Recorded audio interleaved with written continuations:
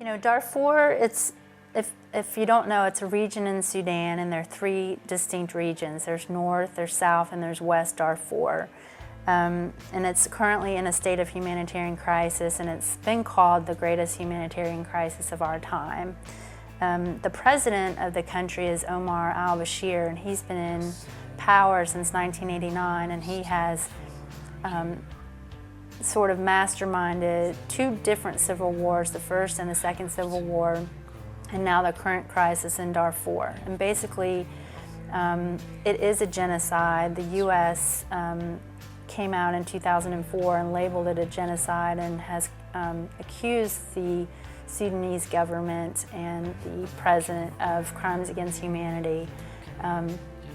Basically, it's a conflict over resources. There's oil in the south, and you have African southern cattlemen or herders in the south, and then you have Arabic nomadic people in the north that bring their cattle down to the south into the farmland to graze. And the government primarily is in Khartoum, and they are primarily Arabic, and they want control of the south, which is where the oil is. So they have inflamed the ethnic and racial lines into a full-blown or full-scaled genocide.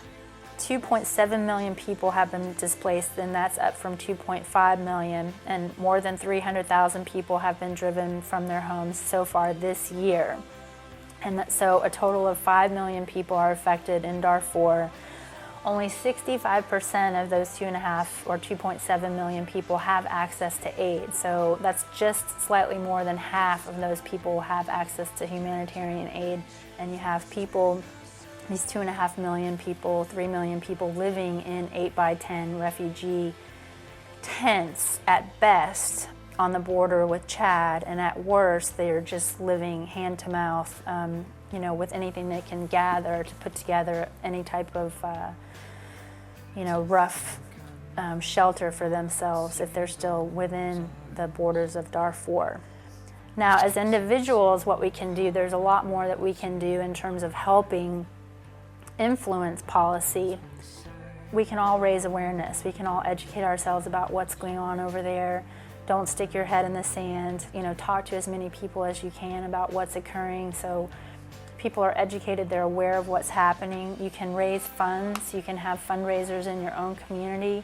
You can make it fun. You can write letters to your, you know, your newspaper to, you know, send a letter to the editor. You can send letters to your elected officials, to your Congress people, to your senators, and you can also call 1-800-GENOCIDE, which basically you type in your zip code once you get through, and they'll connect you directly with the White House or with your elected senators and your Congress people within your district. And you can join an organization in your local area. Save Darfur is a national coalition, and here in Dallas we have Defend Darfur Dallas, and their website is defenddarfurdallas.org. So you can see right there that each one of us, there's many things that we can do on an individual basis, and, you know, coalesce together as a huge community on a local and a national level to help our policymakers, you know, aware that we know what's going on and we won't let this continue to happen on our watch.